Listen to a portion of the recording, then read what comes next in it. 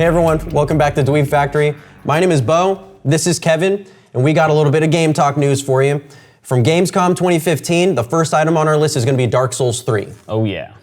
So we know from the Dark Souls series that these games are going to kick your butt repetitively. And we got a nice taste of it at Gamescom, got a great gameplay trailer. I'm not honestly a huge fan of the Dark Souls games. I tend to stick a little bit more to the casual side of gaming. I don't really get into games where you're just pulling your hair out the entire time. I mean, why would you want to get rid of that? It's great, but I like what I saw. I'm just not too excited about it myself. Bo, what did you take away from Gamescom this year? I played all of the Dark Souls games so far. I played a little bit of Bloodborne as well. I just don't own a PlayStation 4, so for me, it's a little bit more difficult strictly because I'm not as into the console gaming scene, I guess, but Dark Souls 1 and 2, I played them both on PC. Dark Souls 1 was very difficult, don't get me wrong. Dark Souls 2, fantastic game.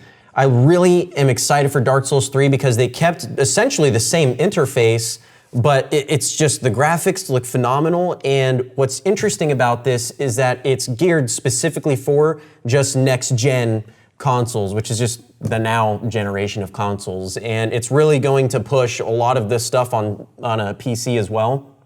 The foreground looks incredible. It's that same dark, gritty world. It's an extremely difficult game. It's not something that you can just jump into and expect to just run through like Skyrim. Like there's all these funny little memes and stuff on the internet of how I felt after playing Skyrim, and it's a little kid holding Hawaiian Punch, with just like a little stupid plastic helmet on it, and how I felt after Dark Souls, and it's like some soldier in Iraq like smoking a cigarette with blood on his face. Like it's a tough game. It's something that I really enjoy and that I really want to see more of. All right, next up on the list, we got a new expansion coming out for Hearthstone, the epic card game from Blizzard. Oh yeah. I'm still a noob, admittedly, to Hearthstone. I got a little starter deck going with my hunter and my minions, my beasts. But Bo, why don't you give us a little bit of the details on that expansion? Now me on the other hand, I've got like 5 decks maxed out. I've done both raids and all the raids on Heroic as well, but it's not necessarily a new expansion with a new raid. It's a new expansion with a new card pack, essentially. There's gonna be some new boards, there's gonna be some new game modes, there's gonna be some new mechanics, which is really fun. One of them is gonna be jousting on mounts, which is so it's called the Argent Tournament, I forget what it is. I think so, yeah. Now, which is essentially the Call of the Crusade patch from World of Warcraft Wrath of the Lich King. Because I really like that they're implementing all of this, just because the Argent Crusade one, that entire patch was awesome because it was pulling in, because it couldn't just be any hero could go and fight the Lich King. It had to be true heroes. And so it's pulling everyone in to really figure out who's going to be the battle master of all of this, and it's really setting it up, I feel, for the next raid that's going to come out. Because what they did, just to catch you up to speed on why they have the Goblins versus Gnome deck, okay, all of that. They had the original card decks, and then they came out with Goblins versus Gnomes, which is just different card packs. No, it's like Plants versus Zombies. Yeah, Plants versus Zombies, Hearthstone style. But then they came out with the new raid, and so what I feel like they're going to do is another card expansion and then a new raid. So it's going to set it up for a lot of cool things. We've seen a lot of the new hero things released and whatnot, but I'm excited. It's fantastic. Hearthstone is great if you want to, my productivity at work has gone down completely because of that. So I don't know, it's something where everyone can get into Hearthstone, and this is going to pull a lot more people in just because there's so much more. All right, yeah, we got a lot to look forward to on that mobile platform. Next thing up that we're gonna get into though is Pokken, is that how you say it? Yeah. Pokken Tournament. Really cool looking game. As you can tell, Kevin is a Pokemon fan, but it's only released in Japan right now. Yes. Right? There is, at this point, there is no plan for a stateside release, and this actually isn't even a console game. This is going to be in arcades in Japan. Really? Yeah. I did not know that. Yeah. If there is going to be a North American release, I know they did some testing at a couple of select Dave & Buster's locations, just kind of like they did with the Mario Kart 8 arcade game that they tried out over here as well. So here's hoping that it makes it stateside. I would really, really love a chance to try this game out because it looks amazing. Not a huge cast of characters. I mean, they have over 700 Pokemon to choose from now. Yeah. So they really had to narrow it down to that niche group of just really either popular or just the ones that would play well. So of course Pikachu's in there. He's just the staple. But then you get some fan favorites like Lucario, Gardevoir, Gengar is probably who I would really like to try out in that. And I mean, it just looks like a lot of fun. It's not your standard just linear fighting game. It's actually a 3D space where you can move around and you have a couple of different moves. We saw a couple of gameplay videos whenever they were testing it out over in Japan, and it looks awesome. I mean, this is a full-blown fighting game from the makers of Tekken. Yeah. It's not just a flat fighting space. You can move around the area. You got super like a 360 attacks. camera, huh? Yeah, and like Pikachu has a super volt tackle, and he just kicks Lucario's butt in that video that we saw earlier. So to me, it kind of looks like Final Fantasy Dissidia, where all the Final Fantasy heroes get together and hash it out and whatnot. That's pretty much what this looks like to me, which I love Dissidia. I played it on PSP. It was really fun. So I'm a huge fan of the first like 150, 250 Pokemon. That's when I was really big into Pokemon. And so I hope there's some of those in there. Get some Typhlosion action. Yeah. Punch someone in the face. I think Machamp is actually confirmed for that. Machamp so is? having the 4 arms, Yeah. dude, that could be a beast. And also with the gaming industry now, with downloadable content being so, it's kind of a weird fad of let's put out a game that's not necessarily fully complete yet. Right. And then let's just add things to it later on. That can be fantastic just because, we have this thing that's successful in Japan, let's take it to the United States and throw in more characters, throw in more arenas, throw in more battle modes, throw in maybe 2-on-2 Pokemon like they introduced in, what was it, Leaf Green and whatnot? I think it was something like that. The double battles? The double battles? Yeah, those came into play for the 3rd generation. Yeah. That was Ruby and Sapphire. Ruby, there we go, Ruby and Sapphire. So those are some things that I'm extremely excited for about this game. So I'm excited for a lot of what Gamescom has presented. However, one thing that we're kind of disappointed in that turned out to be a major flop was the Street Fighter V beta. Yeah. So the Street Fighter V beta, it was supposed to be a 3-day limited beta, and like you said, it was a huge letdown. Faceplant. Tons of network issues, had matchmaking issues with people trying to get into those online games, and they actually had to take it down completely just because of all of the problems that they were having. Yeah, because it was international at first, Yep. and then they took it down everywhere else and only put up servers in the United States Yep. to see if the United States could just handle this, because maybe, is this a software issue? Is this did we not? I don't know. What? There could be a myriad of reasons as to why there were so many issues with it, but then they just had to take it down in the United States as well. It's unfortunate. I'm sure Sal is rolling over, ticked off that he could not get into a lot of the Street Fighter V beta stuff, and he's probably sad about it. But same kind of thing that happened with Arkham Knight on PC was it sucked, to be blunt, at first, and then what they said was, screw it, let's take it off, let's figure our crap out, and let's re-release it whenever the game is really calloused. I feel like people like Rockstar really did a great job at, sorry PC players, we're not gonna give you Grand Theft Auto 5 at first because we're figuring our crap out. Right. Which, it's a beta, it's okay for them to make mistakes. These are the kinds of things that people will get pissed about and not want to happen, like, they didn't figure out their stuff, Capcom, blah, blah, blah, but it's a beta. These things are supposed to happen. Exactly. If you're gonna fail, it's now. They're stress testing their network. Like you said, this is exactly the time when you want this kind of stuff to happen. You want to work out all these bugs before that day one launch, so that when people are paying for the game and they have shelled out $60 for the game and $100 for a fight stick for the new consoles, that they're not disappointed day one when they're actually shelling out their hard-earned money for this great-looking game. And like we said, that's what beta testing is for. I don't think this is a huge problem because we know that Capcom is going to respond well. They just wanted to make sure that what they were putting out to the public lives up to their customers' expectations. Essentially, yeah.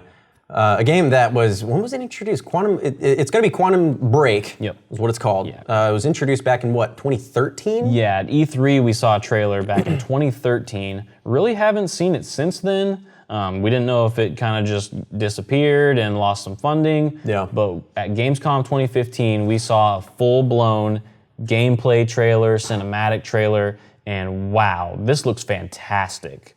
Really a lot. It's interesting what's going into gaming now because it's funny to see how everything tessellates now with the graphics. Everyone comments on that first because that's the initial thing you see. Yep. Gameplay, their story, and also with story comes the voice acting now. And we've had a lot of big voice actors come up in gaming, and one of them is, I'm going to slaughter his last name, Aidan Gillen, whatever his name is. He plays Littlefinger in Game of Thrones. He's also on The Wire. He's also on The Wire. Fantastic actor. Absolutely love him. We're going to have Dominic, whatever, Mary from Lord of the Rings. Yep. He's going to be in there as well. He gets his face blown off. But there's...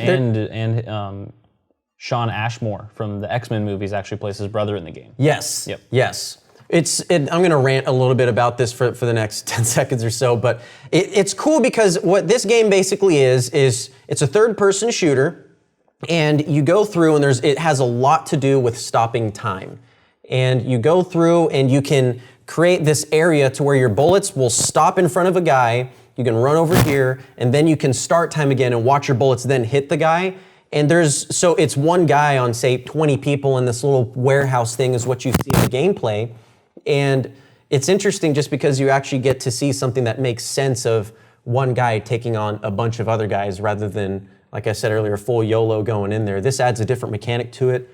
It's an evolution of gaming that is going to influence other things, and that's what I'm most excited about. Yeah, and we've seen kind of the time control mechanic tossed into some games.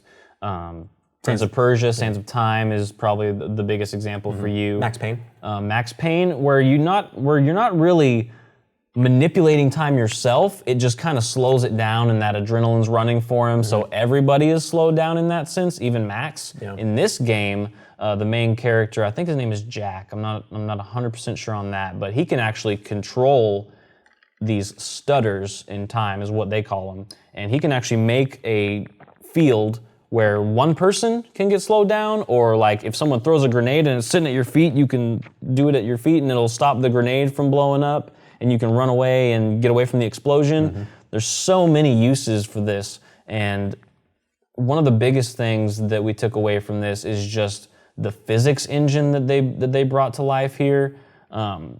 Certain parts in the game, like they showed in the gameplay trailer, where he kind of loses control. And the entire world just starts to slow down. Yeah. It like totally stops at one point right before he gets smashed with the this huge 18-wheeler's coming at him, and he's like, oh no, and just, I don't know if that's him just losing control and just everything freaking out, but then these like super soldier dudes with these time suits can actually walk through these stutters. Yeah. And what was crazy is that he can manipulate these objects, and like the whole world is frozen, or it's just moving incredibly slow. We're not really sure if it's a complete freeze or it's just really, really slow. Yeah. But there's like this car suspended in air, and he does his time field on the guy so he doesn't move, goes to the other side of the car and just pushes it at the guy. And it goes hurtling, but then like the time stutter actually brings it back to where it was. Oh, that's really cool. Yeah, like the object doesn't want to leave its space, so he'll throw it at him, and then he has to get the heck out of there before it comes flying back. Right. Yeah, so there's these certain traps that you can set up, and they even said that can be used against you, that there's other enemies that can kind of manipulate time as well with that kind of technology. Yeah. So some other intriguing things were with the engines now of with technology. He freezes everything, but he freezes it right as like there's an explosion. So there's like cans flying up in the air, wood, whatever. And as he's walking, he'll push a can to this side. He'll push some other debris to this side.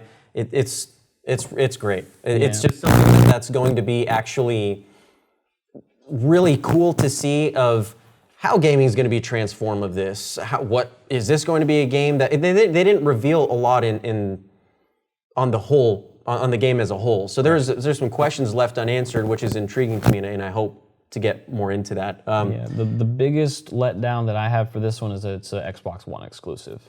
So yeah, my Sony love is, it's going to be tough watching other people playing this game, and I'm just going to have to go over to Zach's and steal his Xbox One for a little bit and don't do it. try it out.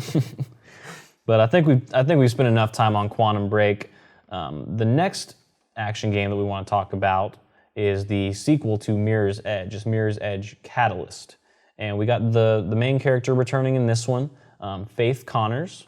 And if you've seen any footage or if you've played the first one, we know there's a huge game involving parkour and some really cool fight scenes. What did you like about it? There's no other game really like it. A lot of people could argue it's basically first-person Prince of Persia, just obviously more realistic, not as ridiculous. But you're this Asian girl running around the city.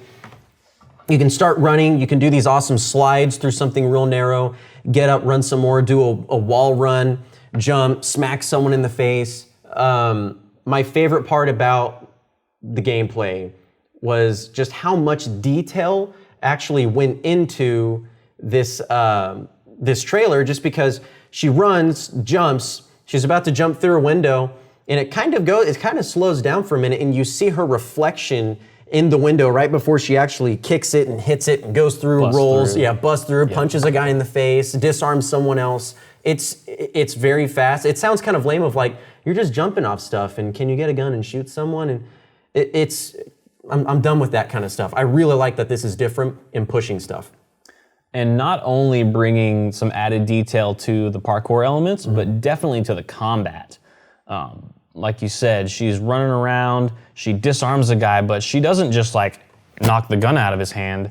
You actually see her leg come up and kick the dude's arm as he's coming in for a punch, and she knocks it back and then knocks the gun out and then gets him with a final blow to the face. Like, it's very detailed combat. I'm not sure if that's gonna be like a combo move that you have to execute flawlessly, or if that's just gonna be like a one-hit button where it kind of just does it for you.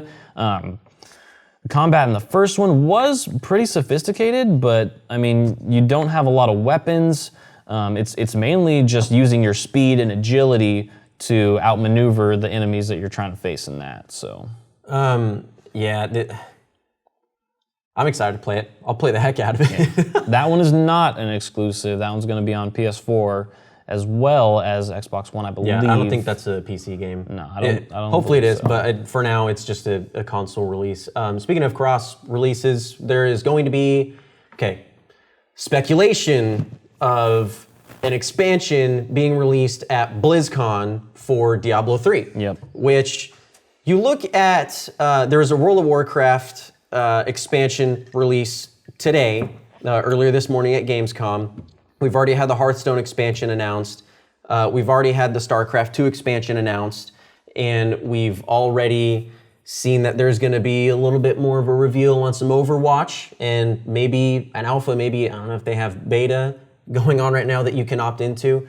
But I think BlizzCon this year is really going to focus a lot more on Diablo, because Diablo, you can get away with releasing content sooner, because think about the modes that there is right now. There's campaign and adventure mode. Right. And then within adventure mode, there's bounties and rifts, and greater rifts. Yeah. Granted, they're fun as heck, don't get me wrong. Paragon all the way up to 800. I wonder what they're going to do this. Are they going to raise Paragon more? Are they going to add in another game mode? There's obviously going to be another chapter. There's obviously going to be some other heirlooms, ancient pieces. Yeah, that's what it is. And legendary items and whatnot, so. I'm really hoping for a new class here, because after hitting that 70 cap and just going through the Paragons, it does get a little stale. I'm a huge Diablo fan, don't get me wrong. Me and this guy right here will couch co-op it up any day of the week. Oh yeah.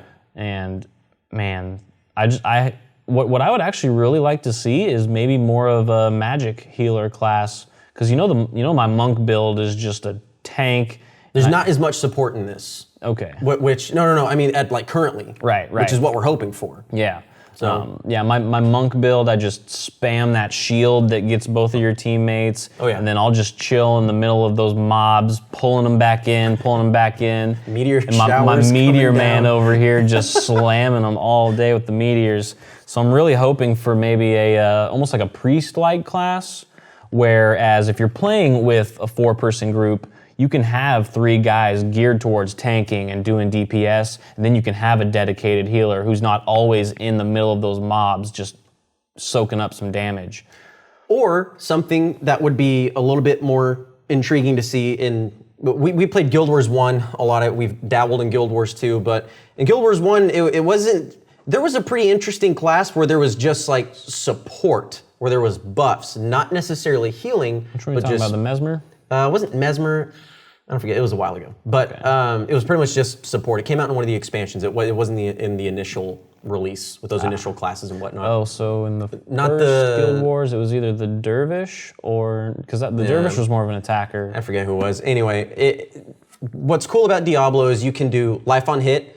You can do, let's see, resist all. It's not necessarily just all focused on your gear, kind of like World of Warcraft is, which we know Blizzard's very centered on grinding and your gear and team and whatnot. So this is a game that they can be very creative with.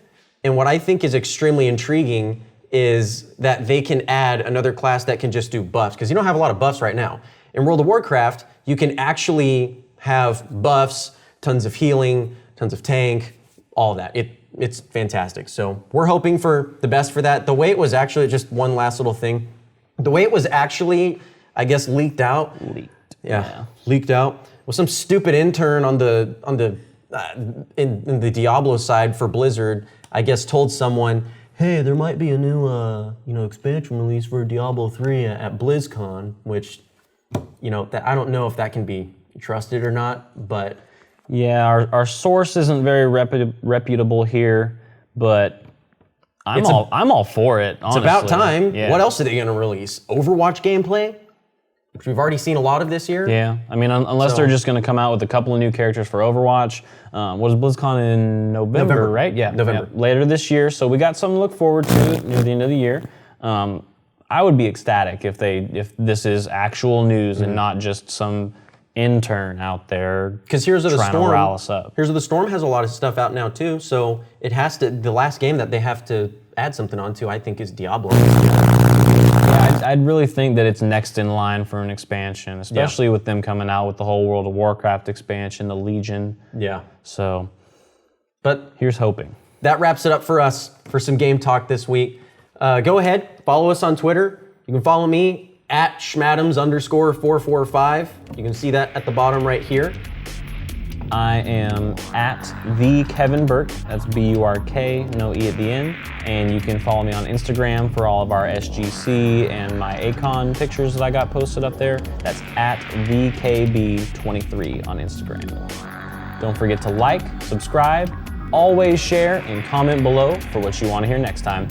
Thanks again for tuning into Game Talk. I'm Kevin. And I'm Bo. Have a great one. Thanks again for tuning into Dweeb Factory, guys. Watch everything, comics, movies, gaming, everything that you guys love. We're here every single Thursday night here at the Geek House in Dallas, Texas. Email us at our Gmail account. Hit us up on Twitter. We'd love to hear from you guys. Don't forget to like, subscribe, share with your friends, and comment below for what you want to see next time. Power high five, Kevin!